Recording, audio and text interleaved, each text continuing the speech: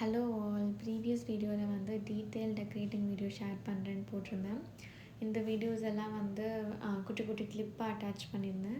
And also வந்து back to the video. இப்போ வந்து நான் பண்ணுறது வந்து ஒரு ஸ்ட்ராபெரி 1/2 kg கஸ்டமைஸ்டு கேக். இந்த கேக் வந்து ஒரு சிம்பிளாக வந்து கேட்டிருந்தாங்க. ஜஸ்ட் வந்து ஒரு பீச்சிஷ் ஃபினிஷில் ஒரு பிங்க் ஸ்வர்ல்ஸோட அண்ட் பீச்சிஷ் ஆரஞ்சு பார்டர்ஸ் எல்லாமே. ஸோ இதையும் நம்ம கம்ப்ளீட் பண்ணியாச்சு ரொம்ப சிம்பிளாக. அண்ட் நெக்ஸ்ட்டு பார்த்திங்கன்னா நான் இன்னும் கொஞ்சம் விப்பிங் க்ரீம் எல்லாம் சைட் பை சைடு வந்து பீட் பண்ணி திருப்பி ஸ்டார்ட் பண்ண அந்த மாதிரி போயிட்டே இருந்தது. இந்த கேக் வந்து பார்த்திங்கன்னா ஒரு மைண்ட் ரெட் ஃபினிஷ், அப்புறம் கொஞ்சம் கார்ட்டூன் கேக் மாதிரி கேட்டிருந்தாங்க.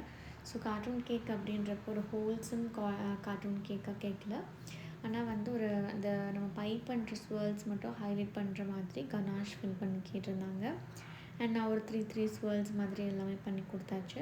அண்ட் ஆல்சோ வந்து தேங்க் காட் இன்றைக்கி வந்து ஆர்டர்ஸ் எல்லாம் வந்து எனக்கு எல்லாமே வந்து கஸ்டமைஸ் வந்துச்சு. பட் ஸ்டில் வந்து ஒரு ஃபாண்டன்ட் வச்சோ ஒரு டியர் கேக்கோ இல்லை வந்து ஏதாவது கட் பண்ணி ஒர்க் பண்ணுற மாதிரி கேக்ஸ் இது வரல. அண்ட் இந்த கேக் வந்து என்னோடய ஃப்ரெண்டுக்கு பண்ணேன். ஸோ ரொம்ப வரியில் பண்ணி கொடுத்தேன் அவளுக்கு ஒரு ரேண்டம் டிசைன் வச்சுட்டு. அண்ட் இந்த மாடல் வந்து ஒரு பேஸ்கெட் வீவ் மாதிரி பண்ணியிருந்தோம். ஸோ ஓவராலாக வந்து இந்த ஆர்டர் ஃபினிஷ் பண்ணியாச்சு. அண்ட் ஃபைனலாக எனக்கு இந்த ஒரு கேக் தான் வந்து ஃபுல் வீடியோ ரெக்கார்ட் பண்ண முடிஞ்சது. பிகாஸ் நான் இந்த கேக் தான் அன்றைக்கி நான் லாஸ்ட்டாக ஒர்க் பண்ணது. அண்ட் ஆல்சோ வந்து இந்த தீம் வந்து எனக்கு கொஞ்சம் ரொம்ப டிஃப்ரெண்ட்டாக ஆடாக இருந்தது. இது வந்து ஒரு 2 ஃப்ராக் வந்து உட்காந்துருக்கிற மாதிரி ஒரு தீம். ஸோ மற்ற ஆர்டர்ஸ் எல்லாம் நான் ஃபினிஷ் பண்ண எனக்கு ஃப்ரிட்ஜில் வைக்க கூட டைம் இல்லை. ஜஸ்ட் அப்படியே வந்து டெலிவரிக்கோ இல்லை பிக்கப்புக்கோ கொடுத்து விட்ட மாதிரி இருந்தது. இது வந்து ரொம்ப ரேண்டமாக வந்து ஒரு டயலாக் வந்து பைப் பண்ணிவிட்டு அதில் வந்து ஐஸ் அப்புறம் லெக்ஸ் எல்லாம் வரைகிற மாதிரி இருந்துச்சு.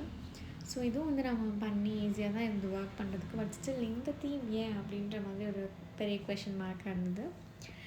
ஸோ இது எல்லாமே வந்து நம்ம விப்பிங் க்ரீம் வச்சு பண்ணிட்டோம். அண்ட் ஐஸ் அப்புறம் குட்டி குட்டி டீட்டெயிலிங் வந்து கனாஷ் அப்புறம் ஒயிட் க்ரீம் வச்சு ஃபினிஷ் பண்ணியாச்சு.